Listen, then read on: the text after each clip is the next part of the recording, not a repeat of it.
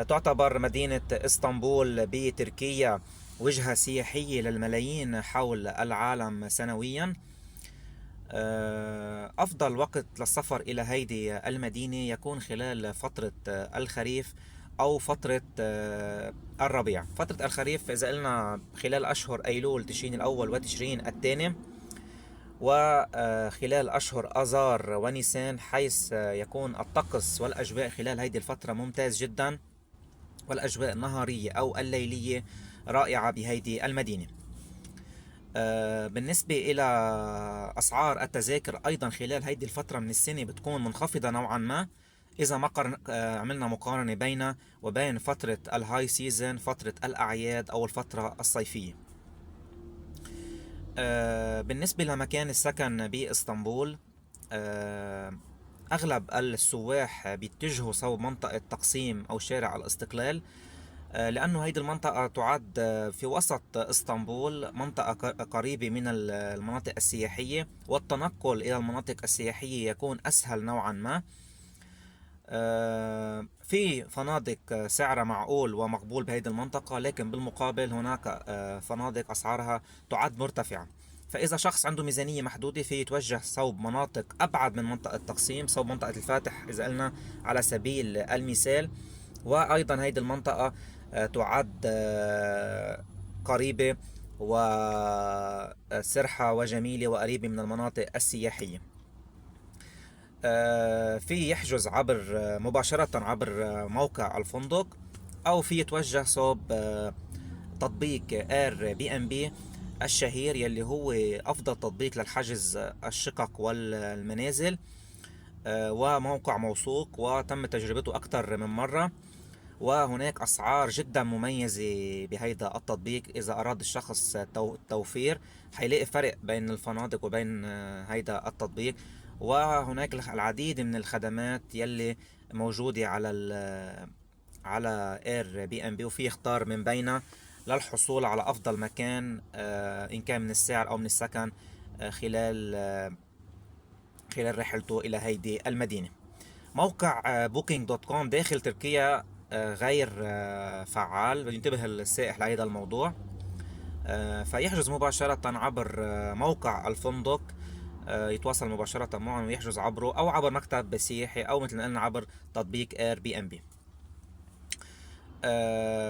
بالنسبة لتصريف العملة، الأفضل لما يوصل الواحد إلى إسطنبول، إلى مطار إسطنبول، مطار صبيحة أو مطار إسطنبول، عدم صرف تصريف العملة داخل المطار. بتكون التصريف منخفض مقارنة إذا وصل على قلب المدينة.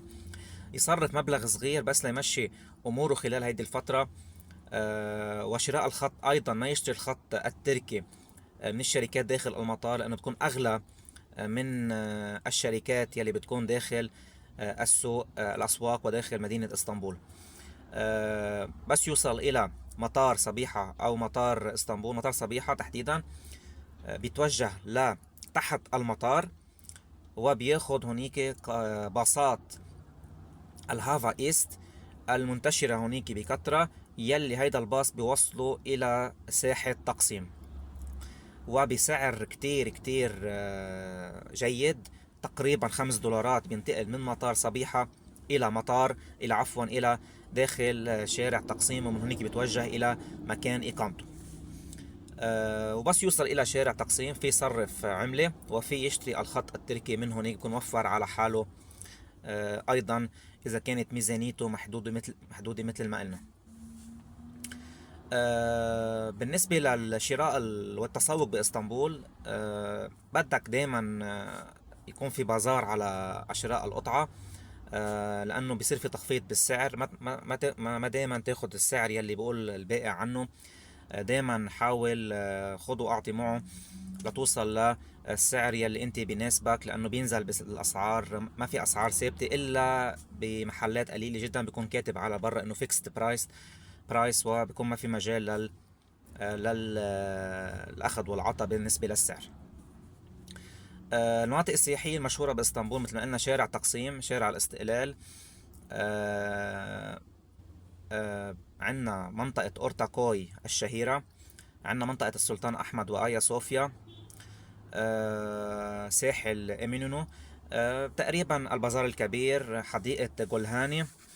إذا بدنا نقول هيدي هي أشهر المناطق السياحية بإسطنبول يلي لازم السائح يتوجه لها ويعمل جولة بأسواقها وبالمناطق السياحية والأثرية الموجودة هناك. بالنسبة للأكل، آه، يعني وجبة الغداء بإسطنبول، إذا بنحكي بالأكل الشعبي، أكل الشوارع هناك، نحكي هلا عن أشهر الأكلات التركية. هي السميت، الترويقة التركية الشهيرة، هيدي الكعكة اللي بنحط بقلبها جبنة أو شوكولا أو العديد من الأصناف، موجودة بكثرة على العربات بإسطنبول، وبيقدر السائح يشتريها من وين ما كان، وهي أكلة شعبية تركية لأهل المدينة، وكتير بميزانية شعبية ومتناول الجميع. يعني ممكن نصف دولار يتروق الواحد بتركيا بإسطنبول. أكيد مع الشاي التركي الشهير يلي هو مثل العلم التركي، بدنا نقول الشاي التركي.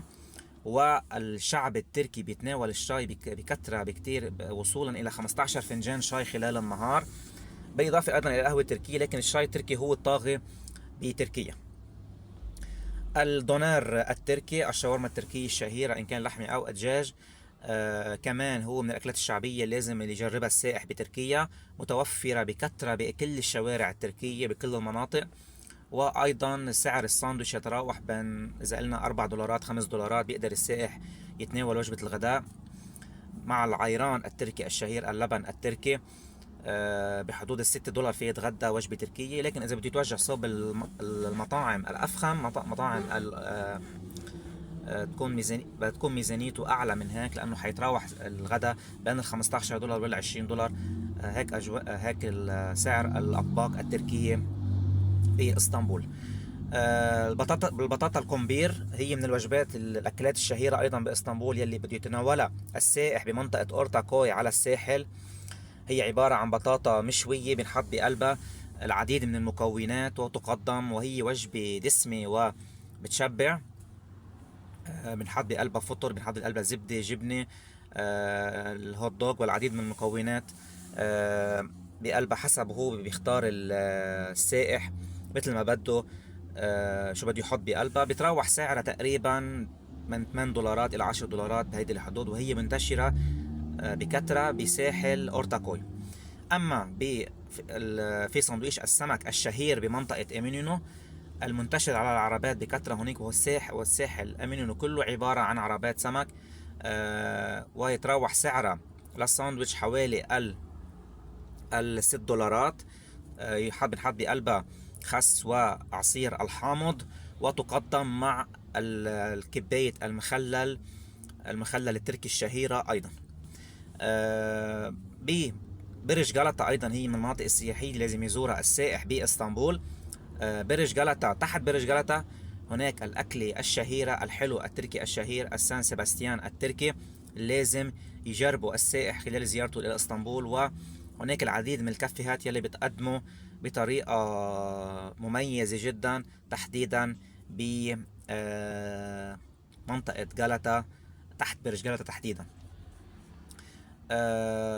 أيضا في ملاحظة على السائح أن يحصل على كارت المواصلات اسطنبول كارت ليتنقل داخل اسطنبول بتركيا، ليسهل على حاله، وبتكلفة تقريبا الرحلة ذهابا وإيابا حوالي $1، تقريبا 34 ليرة تركية. اليوم السعر الصرف بتركيا الدولار يساوي 34 ليرة تركية. هو بيتنقل فيها عبر الباصات وعبر الترامواي، عبر المترو، وعبر العبارة بالبحر، انتقالا من المنطقة بتركيا، من منطقة إلى منطقة بتركيا بالعبارة بالبحر، يلي هي أيضا من التجارب اللي لازم يخوضها السائح خلال زيارته إلى إسطنبول.